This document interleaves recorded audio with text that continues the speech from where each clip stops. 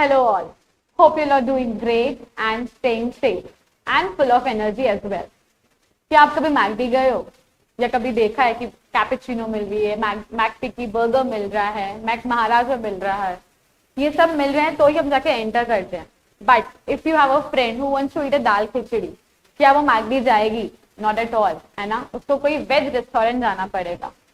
तो if I से company के बारे में, कंपनी का एक मेन डॉक्यूमेंट होता है जो हमको बताता है कि कंपनी क्या क्या कर सकती है, कंपनी का दायरा क्या है, कंपनी की बाउंड्री क्या है, कंपनी की लिमिटेशंस क्या है, कंपनी के पावर्स क्या है बेसिकली.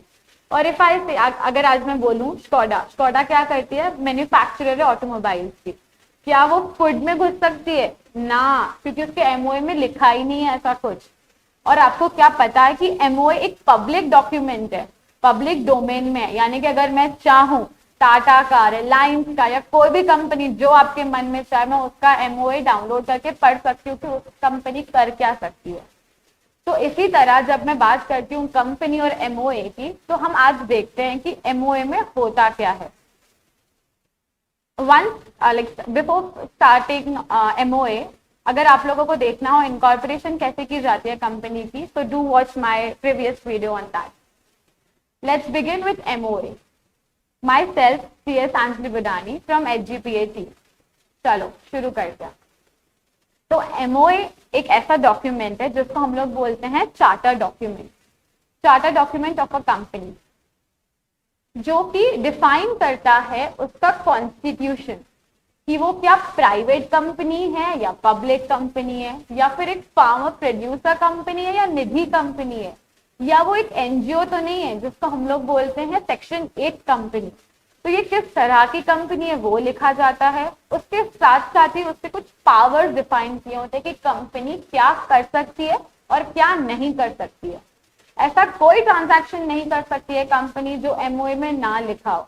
और अगर ऐसा कुछ करना चाहती है कंपनी, तो उसे एमओए, ये जो इतना बड़ा डॉक्यूमेंट उनका रहेगा, उसको अमेंड करके फिर ही वो कर सकती है.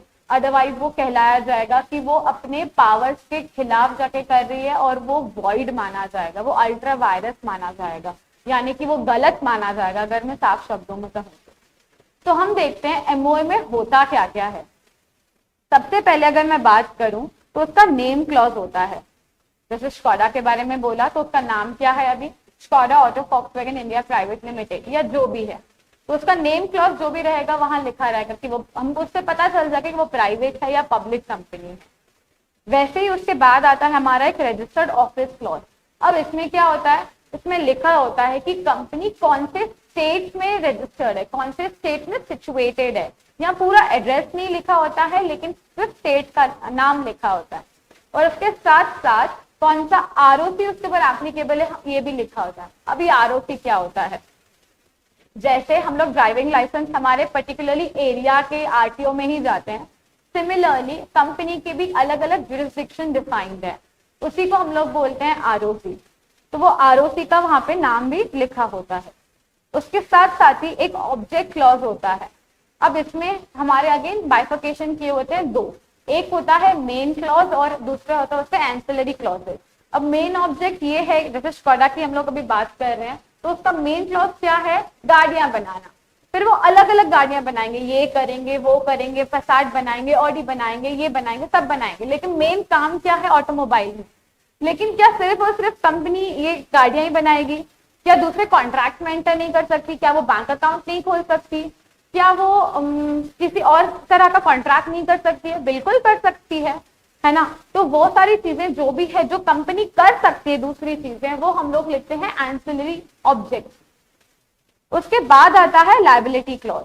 अब लायबिलिटी क्लॉज क्या होता है? जब हम लोग कंपनी बनाते हैं तो हम लोग बोलते हैं कि कंपनी जो है एक कॉर्पोरेट पर्सनालिटी है, एक आर्टिफिशियल जुडिशियल पर्सन है. हम जो कंपनी जो बनाते हैं वो हमसे अलग है, वो एक डिस्टिंक्ट पर्सनालिटी है ना.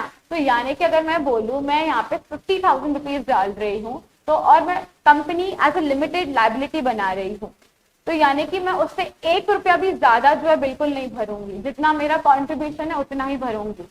अगर मैं इसी को कंपेयर करती हूँ, मेरे बाजू में जो किराने के वाले बंदे की शॉप है, उसका क्या रहेगा? सोल प्रोप्राइटर है ना. अगर उसका कुछ तरह का लॉस हो जाता है एफआई से, अगर उसने कोई तरह का लोन लेके रखा हो और वो पूरा ना कर पाए, तो उसको अपने घर से जो असेट्स रहेंगे, जो भी रहेगा, वो बेच के वो लोन क्लियर करना पड़ेगा। वो जो होती है, हम उसको बोलते हैं अनलिमिटेड लायबिलिटी, यानी कि उसको खुद को भी बेच के लेकिन वो क्लियर करना पड़ेगा लोन। बट कंपनी के फॉर्म में ऐसा नहीं होता है।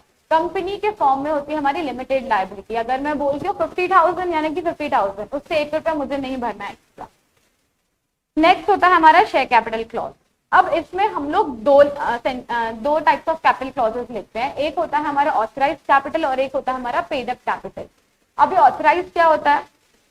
शेयर कैपिटल, जो कैपिटल हम लोगों को कंपनी चलाने के लिए लगेगा, हमारे बिजनेस चलाने के लिए लगेगा। अब पेड अप कैपिटल वो रहेगा जो मैंने अभी कहा, मैं अभी डाल कितना रही हूँ 50,000, है ना। तो जो मुझे राइट नाउ कंपनी को चलाने के लिए लगेगा उसको हम लोग बोलते हैं पेड अप कैपिटल। वेरएज अगर मैं बोलूँ जो मुझे पता है कि आज नहीं बल्कि 3-4 साल बाद, 5 साल बाद मुझे इतना कैपिटल तो लगेगा ही कंपनी को चलाने के लिए, इसी को मैं बोलती हूँ ऑथराइज कैपिटल। ठीक है, तो ये सारी जो चीजें हमारे शेयर कैपिटल क्लॉज में लिखी जाती है। उसके बाद आता है सब्सक्रिप्शन क्लॉज। अब ये क्या होता है? इसमें जो भी सब्सक्राइबर्स यानी कि जो कंपनी बना रहे हैं, जो प्रमोटर्स हैं कंपनी के, वो अपना नाम, पता, एज, ऑक्यूपेशन सब कुछ यहाँ लिखते हैं। उसके साथ साथ ये भी मेंशन करते हैं कि वो उस कंपनी के कितने हिस्सेदार होंगे, वो उसमें कितना भाग पार्टीशन आई मीन कितना पार्ट कंट्रीब्यूट करेंगे, कितने शेयर्स लेंगे, कितना अमाउंट कंट्रीब्यूट करेंगे। तो ये सारी जो चीजें हैं वहां लिखी होती है along with the details of a practising professional. अब ये कोई सीए भी हो सकता है, सीएस भी हो सकता है, सीएमए या फिर एक एडवोकेट भी हो सकता है। ये सारी चीजें आ जाती है सब्सक्रिप्शन क्लॉज में। और एक अंतिम क्लॉज होता है, ये सारी कंपनीज में नहीं लेकिन 1% कंपनी जिसको हम लोग ओपीसी के नाम से भी जानते हैं, ये सिर्फ और सिर्फ उसमें होता है जिसको हम लोग बोलते हैं नॉमिनेशन क्लॉज। अब ओपीसी क्या होता है, चलो ये भी बता देती हूँ। जैसे हमने कहा कि मेरे बाजू में जो किराने वाला शॉप है वो एक अनलिमिटेड लायबिलिटी क्रिएट करता है, लेकिन जब हम लोग कंपनी की बात करते हैं वहां हमारी लिमिटेड लायबिलिटी आ जाती है। तो अगर मैं उसको एक कंपनी का अस्तित्व देना चाहती हूँ तो मैं एज अ 1% कंपनी भी ओपन कर सकती हूँ। लेकिन अब इंसान है आखिर, कभी ना कभी तो चल बचेगा, है ना। कंपनी का लेकिन कभी भी अस्तित्व कभी जाना नहीं है। Company has perpetual succession. इंसान आए, जिए, मरे, उससे कंपनी का कोई लेना देना नहीं होता। कंपनी चलती जाएगी, चलती जाएगी, चलती जाएगी, क्योंकि लॉ के हिसाब से बनाया है तो लॉ ही इसको जो है खत्म कर सकता है। तो ओपीसी अगर ये कंपनी है तो ऐसे तो बंद होने से रही, तो उसको आगे चलाने के लिए एक नॉमिनी को अपॉइंट किया जाता है। वैसे हम लोग इंश्योरेंस लेते हैं, एक नॉमिनी को अपॉइंट करते हैं, बैंक अकाउंट खोलते हैं, नॉमिनी को अपॉइंट करते हैं। सिमिलरली बेसिस पे यहाँ पे एक नॉमिनी को अपॉइंट किया जाता है जो कि बनने के बाद उस ओपीसी को, उस कंपनी को चलाते रहेगा। That's all from my side. If you like the video, please do subscribe to the channel, like the video, and if you want such more content, let me know in the comment section. Thank you so much.